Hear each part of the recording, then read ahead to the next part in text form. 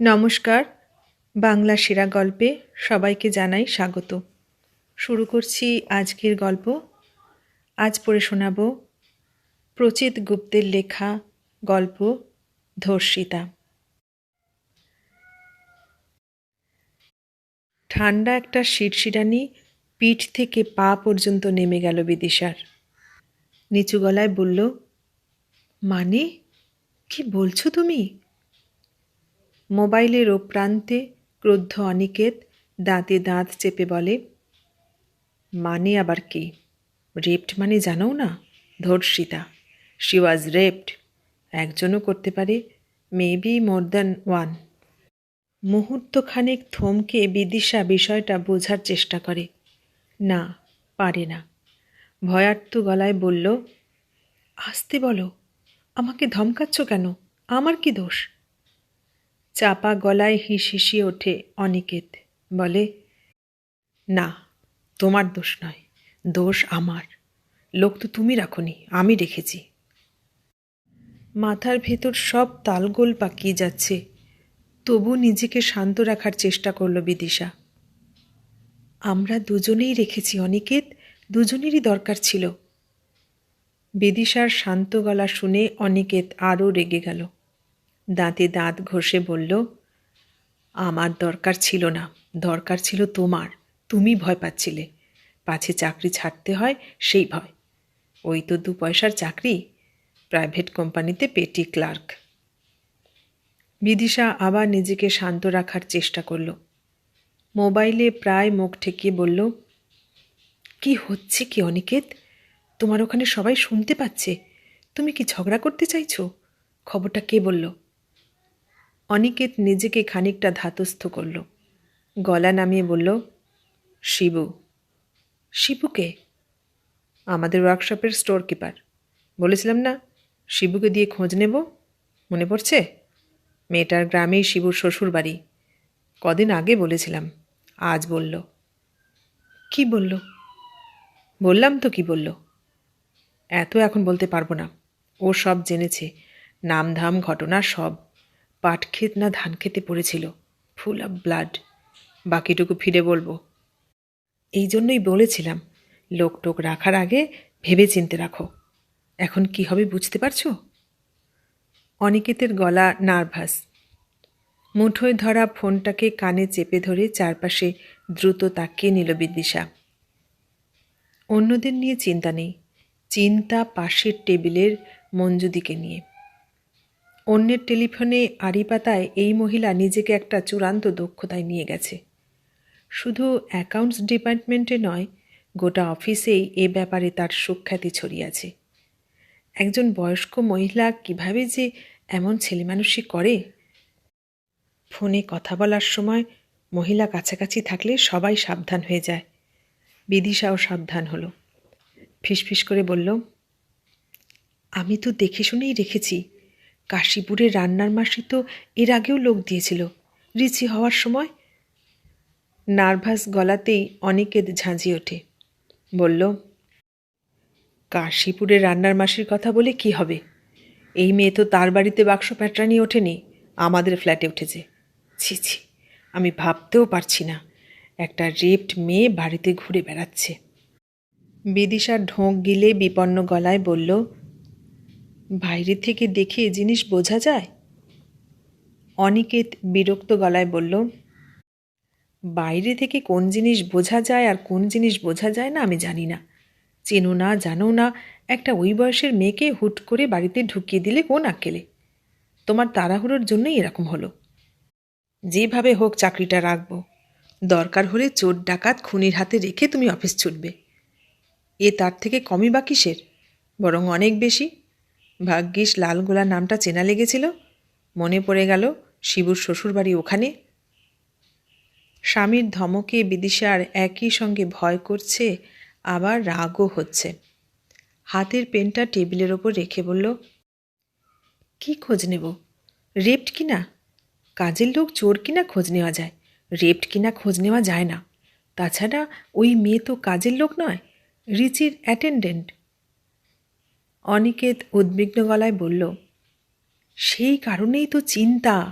একটা 8 বছরের মেয়ের অ্যাটেন্ডেন্ট যদি একটা, যাক, যা ভালো বুঝো করো।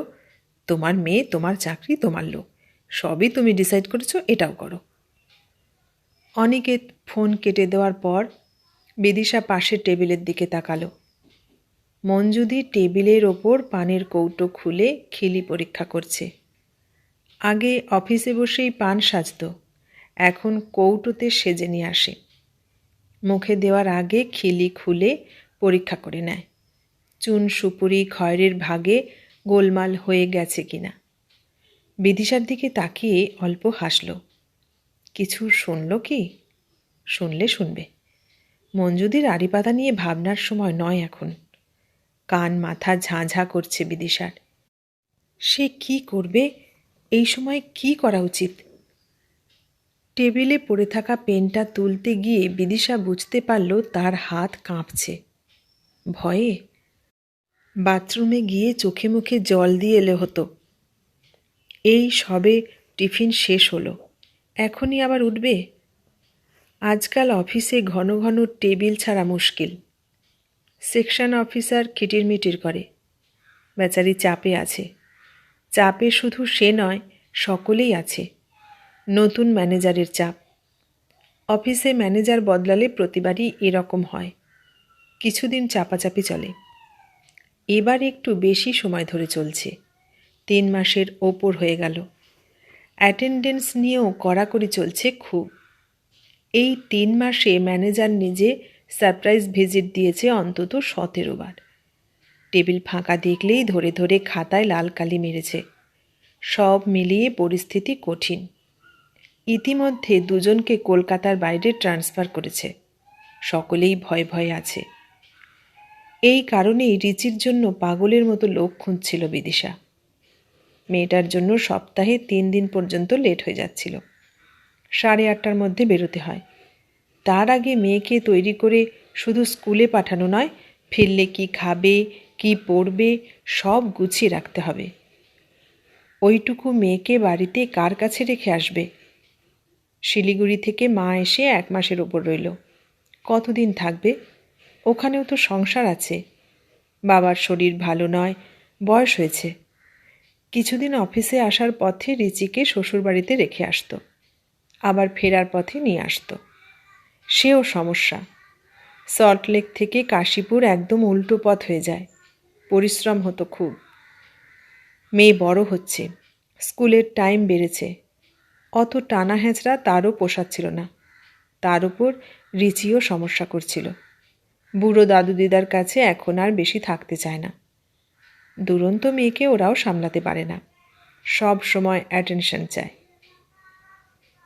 পেন বন্ধ করে বিদিশা উঠে পড়ল। করিডর পেরিয়ে বাথরুম এলো। বেসিন খুলে চোখে মুখে জলের ছিটে দিল। বেশি দিতে পারল না। পাউডার লিপস্টিক সব উঠে বৃষ্টি দেখাবে।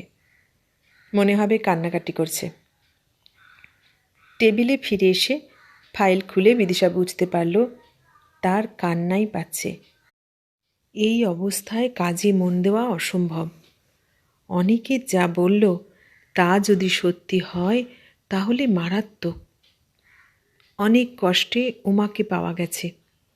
একটা সব সময় লোকের জন্য বিদিশা কাকে না বলেছিল। প্রতিবেশী, অফিসের কলিগ, আত্মীয় স্বজন, বাড়ির ঠিকে কাজের লোক, এমনকি বাজারের সবজিওয়ালাকে পর্যন্ত।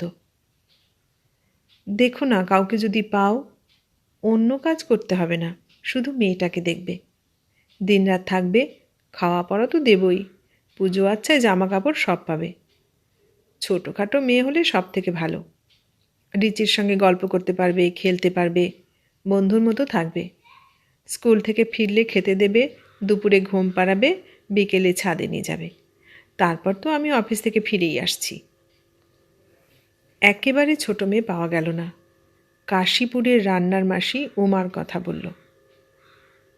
বয়স কিন্তু একেবারে কম নয় গো দিদি। বিদিশা আগ্রহ নিয়ে জিজ্ঞেস করল, কত? কমও নয় যেমন, তেমন আবার খুব বেশিও নয়, 14-15 হবে। বিদিশা বলল, ও মা, সে তো বেশিই হলো। দেখলে বুঝতে পারবে না, রোগা ভোগা চেহারা। কাজকর্ম পারবে? করেনি কখনো, শিখে নেবে। তুমি তো বলছো ভারী কিছু করতে হবে না। বিদিশা ভুরু কুঁচকে বলল, ভারী না হোক, রিসিটটা তো করতে হবে। সকালে টিফিন করে দেওয়া, ড্রেস পরিয়ে স্কুল বাসে তুলে দেওয়া, দুপুরে ফিরলে স্নান টান করিয়ে ঠিক মতো খেতে দেবে। তার উপর এটা সেটা টুকটাক তো থাকবেই। সে কেন পারবে না, খুব পারবে। রিচি কিন্তু খুব ছটপটে, তুমি তো জানোই। দুরন্ত মেয়েকে সামলাতে হলে গায়ে জোর লাগে, একটুতে হাঁপিয়ে পড়লে চলবে না। রান্নার মাসি হেসে বলে, ও মা, কিছু না পারলে চলবে কেন? টাকা যখন পাবে কাজ তো করতেই হবে। বিদিশা মনে মনে খুশি হলো। একটু বড় হলেই ভালো, ভরসা করা যাবে। শুধু রিচির জন্য রাখলেও সংসারের আর 5টা কাজ পারবে।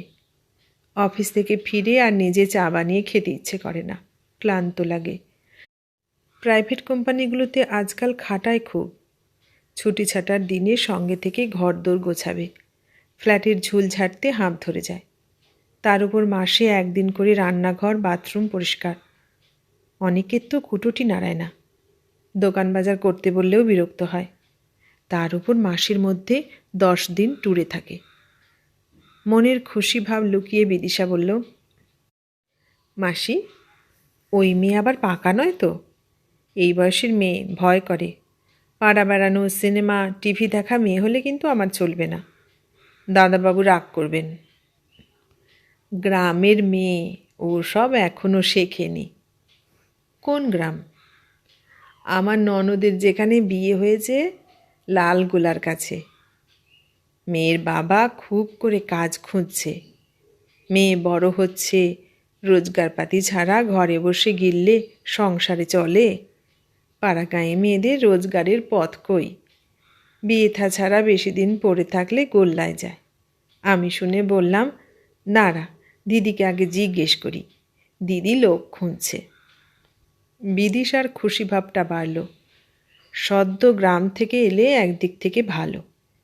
কদিন একটু হয়তো শিখিয়ে পড়িয়ে নিতে হবে, তা হোক। 5 বাড়ির কাজ করে আসা হলে প্যাঁচ পয়জার বেশি থাকে, দরদাম বোঝে, অল্পে মন ভরে না, কথায় কথায় হাত পাতে, এটা চাই ওটা চাই। প্রথমে সাবান দিয়ে শুরু হয়, তারপর পাউডার লিপস্টিক পর্যন্ত চলবে। তাদের অফিসের বটুকবাবুর এই কাণ্ড হয়েছে। ড্রাইভারকে মাসে 1 বার সিনেমা দেখার ছুটি দিতে হয়, সেই সঙ্গে টিকিটের দাম। এরও হবে, তবে সময় লাগবে। ততদিনে রিচি আরও একটু বড় হয়ে যাবে। বিদিশা বলল, আর জিজ্ঞেস করার কিছু নেই মাসি, তুমি ওই মেয়েকে নিয়ে আসতে পারো। কদিন রেখে দেখি কাজকর্ম ঠিক মতো করতে পারে কি না। টাকা পয়সার কথা পরে হবে। আচ্ছা, মেয়ের স্বভাব চরিত্র কেমন? হাত টানের অভ্যাস নেই তো? আমরা কিন্তু বাড়ি ওর হাতে ফেলে বেরিয়ে যাব। সেসব আমি বলেই দিয়েছি দিদি, সেদিক থেকে কোনো গোলমাল নেই। সেদিক থেকে যে গোলমাল নেই, উমাকে দেখে প্রথম দিনই বুঝেছিল বিদিশা। সত্যি রোগা চেহারা। বয়স 14 বলে মনেই হয় না, 15 তো নয়ই। বিদিশা তীক্ষ্ণ চোখে দেখে নেয়, এই বয়সে যে স্বাভাবিক বাড়বাড়ন্ত হওয়ার কথা, এই মেয়ের তা প্রায় কিছুই নেই। থাকলেও চট করে চোখে পড়ার মতো নয়, এটাও ভালো। চেহারা ছবি সেরকম হলে দোকান বাজারে পাঠানো যেত না। রাস্তায় ছেলেপিলে থাকে। অপুষ্টির শরীরে সেদিক থেকে নিশ্চিন্তই করল বিদিশাকে। শুধু অপুষ্টিই নয়, গায়ের রঙও ময়লা। সাধারণ ময়লা নয়, অতিরিক্ত ময়লা। তবে গরিব ঘরের কালো মেয়েরা কোনো এক আশ্চর্য কারণে লুকিয়ে চুরিয়ে খানিকটা সৌন্দর্য পেয়ে যায়। এই মেয়েও পেয়েছে। উমার চোখে মুখে একটা আলগা শ্রী আছে, বালিকা সুলভ নিষ্পাপ ভাব। 1 মাথা জট পাকানো চুল আর বড় বড় 2 চোখ থাকায় ভাবটা যেন আরও বেড়েছে। সব থেকে আনন্দের বিষয় হলো, প্রথম দর্শনেই উমাকে রিচির পছন্দ হয়ে গেল। লাভ অ্যাট ফার্স্ট সাইট। রোববার সকালে ছেঁড়া ক্যাম্বিসের ব্যাগ হাতে বাড়িতে গুটি গুটি পায়ে ঢোকার মিনিট 15 মধ্যে রিচি তার উমা দিদিকে পুতুল সাম্রাজ্যে চেনাতে বসে গেল। বিদিশা অবশ্য অ্যালাউ করেনি। জট পাকানো চুল থেকে উকুন মারতে গোটা বেলা মাথায় কেরোসিন মাখিয়ে বারান্দায় বসিয়ে রেখেছিল ঠায়। অনিকেত ঘরে ডেকে নাক সিটকে বলে, শুধু উকুন নয়, তুমি ওই মেয়ের জন্য নতুন জামা কাপড়ের ব্যবস্থা করে দাও বিদিশা। এখনই দোকানে যাও। রিচির কাছে সারাক্ষণ থাকবে, ওর ওইসব ছেঁড়া নোংরা জামা তো জামসে ভর্তি মনে হচ্ছে। বিদিশা তৃপ্তির হাসি হেসে বলল, আরে বাবা, যাচ্ছি। যাক, রিচি যে ওকে অ্যাকসেপ্ট করে নিয়েছে এটাই নিশ্চিন্তি। অনিকেত খবরের কাগজে চোখ রেখে ঠাট্টার সুরে বলল, নিশ্চিন্তে অফিস যেতে পারবে বলছো তো? তবে এত তাড়াতাড়ি নিশ্চিন্ত না হওয়াই ভালো বিদিশা। কদিন যাক, চুরি টুরির অভ্যেস আছে কিনা দেখো। বিদিশা মুখ ঘুরিয়ে বলল, সে আমার দেখা হয়ে গেছে। টেবিলে 10টা টাকা আর খুচরো কটা পয়সা পড়েছিল। আমি আড়াল থেকে নজর করেছি। ওই মেয়ে তাকিয়েও দেখল না। ধরনের আওয়াজ করে অনিকেত বলল, 10 টাকা দিয়েই বুঝে গেলে? যা বোঝার 10 টাকা কেন, 10 পয়সাতেও বোঝা যায়। মেয়েরা লোভের চোখ চিনতে পারে। ওই মেয়ে চোর নয়। অনিকেত খবরের কাগজ সরিয়ে মিটিমিটি হেসে বলে, আমার লোভের চোখ কি তুমি চিনতে পারছো বিদিশা? যদি পারো তাহলে খুবই ভালো, না পারলেও ক্ষতি নেই। দরজাটা বন্ধ করে এদিকে এসো, আমি চিনিয়ে দিচ্ছি। বিদিশা চোখ পাকিয়ে বলে, এই, 7 সকালে অসভ্যতামি হচ্ছে। মুখে যাই বলুক, মনে মনে খুশি হলো বিদিশা। আসলে উমাকে পাওয়ার কারণে অনিকেতেরও টেনশন অনেকটা রিলিভড হয়েছে। রিচিকে নিয়ে সেও কম দুশ্চিন্তার মধ্যে ছিল না। প্রতিদিন কাজে বেরোনোর আগে বলতো, তুমি চাকরিটা এবার ছেড়ে দাও বিদিশা, মেয়েকে দেখো। সে কি জানে না এই বাজারে চাকরি ছাড়া মুখের কথা নয়? যতই কম হোক, টাকা তো। তাছাড়া বিদিশাও পারবে না। সব সময় স্বামীর কাছে হাত পাতা যায় না। প্রথম দিনই বিকেলে সস্তার ডোরাকাটা নতুন স্কার্ট ফ্রক পরে উমা ছাদে রিচির সঙ্গে বেদম ছোটাছুটি করল। কে বলবে এই মেয়ে মাত্র কয়েক ঘন্টা হলো এ বাড়িতে এসেছে। বহুদিন পর সেই রাতে রিচি ঘুমিয়ে পড়ার পর বিদিশা শাড়ি ছেড়ে রেখে স্বামীর কাছে উঠে এলো। অনিকে দ্রুত হাতে তার ব্লাউজ খুলতে খুলতে বলল, তোমার ওই উমান আর রমা শুয়েছে কোথায়? বসার ঘরে বিছানা করে দিয়েছি। বউয়ের ব্রায়ের হুকে হাত দিয়ে অনিকেত বলে, দেখো যদি টেকে। পিছনে বেশি টিকটিক না করলেই টিকবে। উফ, আস্তে খোলো, খোঁচা লাগছে। অনিকেত খানিকটা উঁচু হয়ে বিদিশার পিঠ দেখতে চেষ্টা করে। হুকটা কোথাও গোলমাল করছে, আটকে যাচ্ছে। তোমার মা এসে টিকটিক না করলেই হবে। এবার এইসব কেরানি মার্কা ব্রায়ের হ্যাবিট ত্যাগ করো বিদিশা। রাতে নাইটি পরে শোবে, চট করে খোলা যায়। নিজেকে অন্তর্বাস থেকে মুক্ত করতে করতে বিদিশার ঠোঁট টিপে হাসে, বলে, কেরানির কাজ করি, অভ্যেস ছাড়ব কী করে? আর আমার মাকে একাই বা দোষ দিচ্ছ কেন বাপু? তোমার বাড়ির লোকই বা কম কি? এই তো সেদিন রান্নার মাসি বলছিল। বহুদিন পর স্ত্রীর বুকে আদর করতে লাগলো অনিকেত। বিদিশা গাঢ় স্বরে বলল, এই তাড়াতাড়ি করো, রিচি উঠে পড়বে। পড়লে পড়ুক, এই সুন্দর জিনিস আমি ছাড়ছি না, জড়ানো গলায় বলে অনিকেত। বিদিশা আদর খেতে খেতে ফিসফিসিয়ে বলে, এই জানো, ওই মেয়েটার শরীর এখনও ডেভেলপই করেনি। সে আবার কি? কি আবার? বুক টুক বোঝাই যায় না। ভালো করে একবেলা খাওয়াই জোটে না, বুক হবে কোথা থেকে? আমার অবশ্য সুবিধেই হলো। ডান পা দিয়ে বউয়ের কোমর জড়াতে জড়াতে অনিকেত বলল, তোমার আবার কি সুবিধে হলো? ভরা বুক, ভারী নিতম্ব, সুডোল উরু স্বামীর শরীরে পেতে দিতে দিতে বিদিশা বলল, বাহ, সুবিধা নয়, পুরুষ মানুষের কুনজরে পড়বে না। অনিকেত বউয়ের কাঁধে আলতো কামড় বসিয়ে বলে, তোমার ওপর আমার নজর কেমন? স্বামীর গালে নিজের নাক ঘষে বিদিশা বলে, খুব খারাপ, একদম কু। আমি কিন্তু তোমার মতো এখনই মার্কশিট দিতে পারছি না বিদিশা। ওই মেয়ে সম্পর্কে খোঁজ খবর নেব। আমাদের ওয়ার্কশপের কার যেন শ্বশুরবাড়ি ওই লালগোলার দিকে। কার যেন এখনই মনে করতে পারছি না, মনে পড়লে বলবো। বাপু একটু খোঁজ খবর দিও দেখি। বিদিশা চাপার শীতকার দিয়ে বলে, তুমি এখন আমার দিকে মন দাও তো। একটা সময় তৃপ্ত বিদিশা চিত হয়ে শুয়ে অনুভব করে উমা নামের রোগাভোগা কালো মেয়েটি তাদের মনের টেনশন শুধু কমিয়ে দেয়নি, শরীরের টেনশনও কমিয়েছে। শরীর শিথিল হয়েছে। দরিদ্র মেয়েটির প্রতি তার এক ধরনের কৃতজ্ঞতা তৈরি হয়। অন্ধকারে ঠোঁটের ফাঁকে হেসে নগ্ন শরীর চাদরে ঢেকে পাশ ফিরে শোয়। সেই মেয়ের এই ভয়ঙ্কর কাণ্ড! মাথায় যেন বাজ ভেঙে পড়েছে বিদিশার। অন্যমনস্কভাবে হাতের ফাইলটা দেখা শেষ করে পাঠিয়ে দিল বিদিশা।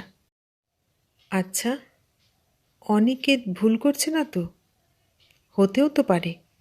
শিবু না কী নাম যেন লোকটার, সে হয়তো গোলমাল করছে, একজনের ঘটনা অন্যজনের ঘাড়ে ফেলছে। লালগোলার গ্রামে একজনই উমা থাকে তার কি মানে আছে? টেবিলে ছড়ানো কাগজপত্রের আড়ালে মোবাইলে দ্রুত অনিকেতের নম্বর টেপে বিদিশা। তারপর হাতের মুঠোয় যতটা সম্ভব লুকিয়ে ফোনটাকে কানে চেপে ধরে। আবার কি হলো? এই শোনো, খবরটা ঠিক তো? 100% কারেক্ট। আমি আবার শিবুকে জিজ্ঞেস করলাম, ও ডিটেলসে বলল। এই পর্যায়ে অনিকেতের গলা বেশ নার্ভাস। বিদিশা কাঁপা গলায় বলল, কি ডিটেলস? 3 মাস আগের ঘটনা। ভোরবেলা পুকুরে স্নান সেরে ফিরছিল, পাট খেতে টেনে নিয়ে যায়। খবর পেয়ে বাড়ির লোক এসে দেখল শি ওয়াজ নুড, রক্তে মাখামাখি। বর্ণনা শুনে শিউরে উঠল বিদিশা। থাক থাক, আর বলতে হবে না। ইস, ওই সকালে? রেপের সকাল বিকাল বলে কিছু হয় না। বাড়িতে ফোন করেছিলে? বাড়িতে কেন ফোন করব? কাঁপা গলায় বলে বিদিশা। না, রিচি আছে তাই বলছিলাম।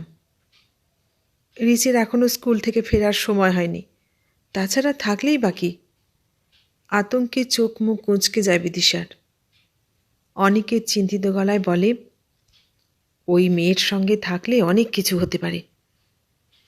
বিদিশা একটু চুপ করে থেকে বলল, উমার বাড়ির লোক পুলিশে কমপ্লেন করেনি? গ্রামে চট করে ওসব পুলিশ টুলিশ হয় না, কেলেঙ্কারির ভয় থাকে। মেয়ের বিয়ে দিতে হবে না? নিশ্চয় মেয়ের বাবা মা ভয় পাচ্ছিল। কে জানে, যে লোক করেছে তার হয়তো পলিটিক্যাল কানেকশন আছে। এসব নর্মাল ব্যাপার। নিশ্চয় ওই কারণেই কলকাতায় পাঠিয়ে দিয়েছে, এক ধরনের শেল্টার। পরে এখানেই ছেলে জুটিয়ে বিয়ে দেবে। বিদিশার ভয় বাড়ছে। কাঁদো কাঁদো গলায় বলল, কি করা যায় বলো তো? আমার তো রান্নার মাসির ওপর ভীষণ রাগ হচ্ছে। আজই ফেরার সময় কাশীপুর যাব, ওকে সব বলবো। অনিকেত চাপা গলায় ধমক দিল, ও কাজটি করতে যেও না, অনেক করেছ। দয়া করে আর জিনিসটা নিয়ে ঘাঁটাঘাঁটি করো না। বাবা মা জেনে যাবে, টেনশন করবে। তাছাড়া রিচিকে দেখার জন্য একটা রেপ হওয়া মেয়েকে বাড়িতে এনে তুলেছি, এটা ঢাক পিটিয়ে বলার মতো কিছু নয়। যদি জানাজানি হয়ে যায় বিচ্ছিরি হবে। ঠান্ডা মাথায় কেসটা সামলাতে হবে। কান্না চেপে বিদিশা বলে, ঠান্ডা মাথায় কি করব সেটাই তো বুঝতে পারছি না। কি আবার করবে? বাড়ি গিয়ে মেয়েটাকে ঘাট ধাক্কা দিয়ে বের করে দেবে। তাছাড়া আরও ঘটনা থাকতে পারে। কি ঘটনা? মোবাইলের ভেতর প্রায় মুখ গুঁজে দিয়েছে বিদিশা। এসব মেয়ে অনেক সময় নিজে থেকেই কাণ্ড ঘটায়। বাড়ির লোক তারপর মেয়েকে সরিয়ে ফেলে। গ্রামগঞ্জে কত কি হয় তুমি জানো না বিদিশা? নিজে থেকে করেছে? এটা আমি বিশ্বাস করতে পারছি না অনিকেত। ওই মেয়েকে আমি এতদিন দেখছি। ও প্রান্তে অনিকেত ফের রেগে ওঠে। এতদিন মানে কতদিন? 20-22 দিনও তো হয়নি, এর মধ্যে চিনে ফেললে? রাবিশ! এই জন্যই তোমাদের নিয়ে বিপদে পড়তে হয়। বিদিশা, বাড়ি ফিরে ওই মেয়ের মুখ যেন আমি না দেখি। তুমি ওকে তাড়াবে। তুমি না পারলে আমি বাড়িতে থেকে রিচিকে পাহারা দেব। দুম করে ফোন কেটে দিল অনিকেত। বিদিশা বাড়িতে রিং করল। ফোন বেজে গেল। ধরছে না কেন? প্রথম প্রথম ফোন ধরতে ভয় পেত মেয়েটা। কিছুদিনের মধ্যে শিখে নিয়েছে। মাথা পরিষ্কার। শুধু ফোন নয়, এখন গ্যাস, টিভি, গিজার পর্যন্ত চালাতে পারে। যত্নও আছে। কাজের লোকেরা ফ্রিজের দরজা জোরে বন্ধ করবেই। কদিনের মধ্যে দরজার দফা রফা হয়। রবার প্যাড, ম্যাগনেট গোলমাল করে। এই মেয়ের বেলায় তা হচ্ছে না। শহুরে কায়দা কানুনে দ্রুত অভ্যস্ত হচ্ছে। বিদিশা আবার বাড়ির নম্বর টিপল। না, ধরছে না। কি হলো? ভেতরে ভেতরে সামান্য কাঁপুনি অনুভব করল বিদিশা। কবজি উল্টে ঘড়ি দেখল। রিচির ফেরার সময় হয়ে এসেছে। আজকাল রিচির খাওয়ার সময় উমা গল্প বলে, নিজের গ্রামের গল্প। ক্ষেত, মাঠ, পুকুর, ঝুড়ি নামা বুড়ো বটগাছ। অবস্থা এমন হয়েছে, উমা দিদির গল্প না শুনলে রিচি এখন মুখে ভাত তুলতে চায় না। নিশ্চিন্ত হয়েছিল বিদিশা। তার নিজের গল্পের স্টক ফুরিয়ে আসছে। সারাদিন এত কাজের পর মেজাজও ঠিক রাখতে পারে না। রাতে বকাঝোকা করে মেয়েকে খাওয়াতে হতো। উমার গল্প একটা সুন্দর অভ্যেস তৈরি করেছে। এখন অন্যরকম মনে হচ্ছে বিদিশার। গ্রামের গল্প বলতে গিয়ে মেয়েটা ওইসব ঘটনা বলবে না তো? খারাপ লোকের গল্প? পরক্ষণেই মনে হলো, ছি ছি, এইসব কি ভাবছে? কেন ভাবছে? ভয় পেলে মাথায় হাবিজাবি চিন্তা আসে। ওইটুকু বাচ্চার কাছে অমন নোংরা ঘটনা কেউ বলতে পারে? অসম্ভব।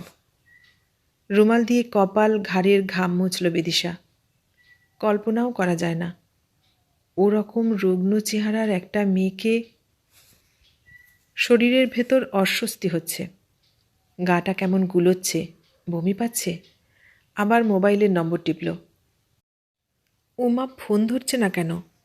খারাপ কিছু হয়নি তো? এবার হাত দিয়ে কপাল মুছল বিদিশা। 3বারের বার ফোন ধরল। তবে উমা নয়, ফোন ধরল রিচি। তার গলায় হাসি। সম্ভবত আগে থেকেই হাসছিল। ফোন ধরেও হাসি থামাতে পারছে না। বিদিশা স্বস্তির নিঃশ্বাস ফেলে। এ কি, তুমি স্কুল থেকে ফিরে এসেছো সোনা? হ্যাঁ মা, আজ হাফ ছুটি দিয়েছে। বিদিশা কষ্ট করে হেসে বলল, তুমি হাসছো কেন সোনামণি? খেয়েছ? উমা দিদি কোথায়? রিচি হাসি না থামিয়ে বলল, আমি খাচ্ছি মা। উমা দিদি একটা খুব মজার গল্প বলছে।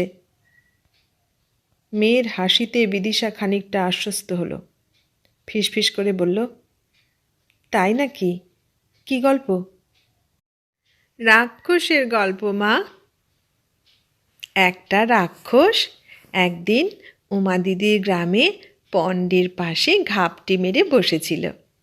যেই রাজকন্যা স্নান সেরে পণ্ড থেকে উঠেছে, মা আমি এখন ফোন ছাড়ছি, গল্প শুনতে যাচ্ছি। গল্প শেষ হলে তোমায় ফোন করব, কেমন? থম মেরে বসে রইল বিদিশা। শরীরটা ঝিমঝিম করছে, দুর্বল লাগছে। হাতের তালু দুটো মনে হচ্ছে বরফের মতো ঠান্ডা। উমা তার মেয়েকে পুকুর পাড়ের গল্প বলছে। সেই গল্প? পাশের টেবিল থেকে মঞ্জুদি গলা বাড়িয়ে বলল, কি হলো? আজ যে কর্তার সঙ্গে ম্যারাথন নিয়ে চালাচ্ছ, ব্যাপারটা কি ভাই? ঝগড়া না প্রেম? বিদিশা চুপ করে রইল। উত্তর দিতে ইচ্ছে করছে না। মাথাটা অল্প ঘুরছে। প্রেশারে গোলমাল হলো? এর কিছুক্ষণের মধ্যেই সেকশন অফিসার ডেকে পাঠায়। আপনার কি শরীরটা খারাপ বিদিশা দেবী? কেন বলুন তো স্যার? ভুরু কুঁচকে বলল বিদিশা। না, সেরকম কিছু নয়, আপনার মুখ দেখে মনে হচ্ছে। তাছাড়া এইটুকু ফাইলে 7 জায়গায় ভুল করেছেন, তার মধ্যে 3টে ভুল তো মারাত্মক। তাই ভাবছিলাম নিশ্চয় কোনো সমস্যা হয়েছে। এই ফাইল যদি সাহেবের হাতে চলে যেত কি কাণ্ড হতো বলুন দেখি। খানিকটা সময় মাথা নামিয়ে দাঁড়িয়ে রইল বিদিশা।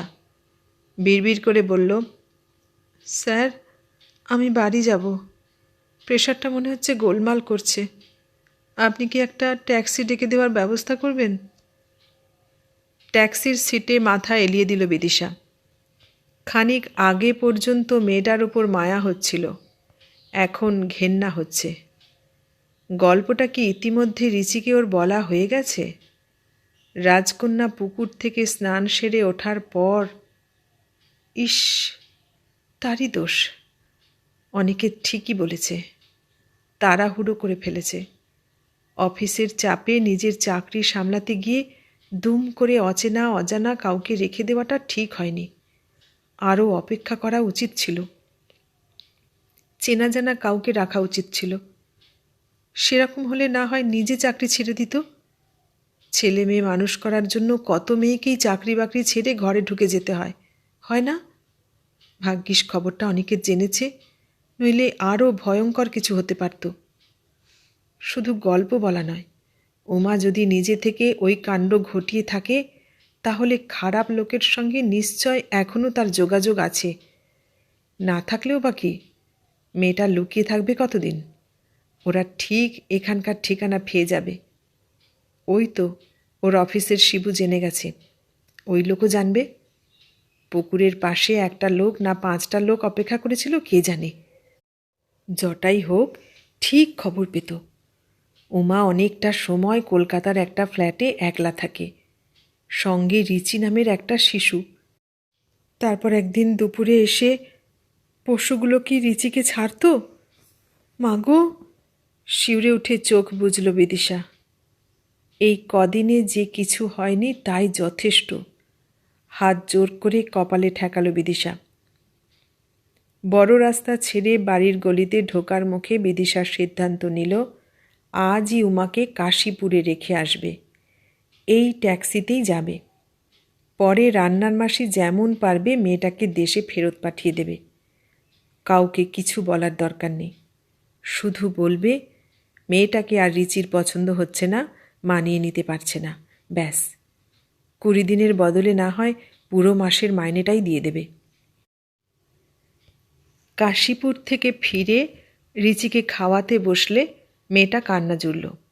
বার কয়েক বারণ করার পরও সেই কান্না থামল না। ভাত মাখা এঁটো হাতেই মেয়ের গালে কষে চড় মারল বিদিশা। খবরটা যে ভুল ছিল জানা গেল 1 মাস পর। রাতে খাওয়া দাওয়ার পর শুতে এসে কথাটা বিদিশাকে বলল অনিকেত। শিবুই তাকে বলেছে। অনিকেতের কাছে 1 হাত জিভ কেটেছে। সরি দাদা, গ্রাম আর মেয়ে দুটো নামই ভুল করেছিলাম। সেই মেয়ের নাম উমা নয়, তার নাম হলো। স্বচ্ছ একটা নাইটি পরে বিদিশা বসে আছে ড্রেসিং টেবিলের সামনে, চুল বাঁধছে। এরপর হাতে পায়ে ক্রিম দেবে। চাকরি ছেড়ে দেওয়ার কারণে তার হাতে এখন অঢেল সময়। দুপুরে ঘুমোয়, রাতে অনেকটা সময় ধরে প্রসাধন সারে। কখনো টিভি দেখে, ইচ্ছে হলে পত্রিকা পড়ে। স্বামীর দিকে মুখ ঘুরিয়ে বলল, তুমি কি বললে? আমরা ওকে তাড়িয়ে দিয়েছি বলেছ? অনিকেত মৃদু হেসে বলল, খেপেছ? আমাদের সম্পর্কে কি ভাবতো বলো তো? ঠিকই করেছ। গভীর রাতে আদর সেরে ক্লান্ত অনিকেত ঘুমিয়ে পড়ে। নগ্ন বিদিশা জেগে থাকে অনেকক্ষণ। ঘুমোতে চেষ্টা করে, পারে না। একটার সময় তার মনে হতে থাকে সে রক্তাক্ত, পড়ে আছে অচেনা একটা পাট খেতে। প্রচেত গুপ্তের লেখা ধর্ষিতা গল্পটা শুনলে কেমন লাগলো গল্পটা? ভালো লাগলে লাইক, কমেন্ট, শেয়ার করো। আর নতুন বন্ধু হলে সাবস্ক্রাইব করার অনুরোধ রইল। সবাইকে অনেক ধন্যবাদ জানিয়ে আজ এখানেই শেষ করলাম।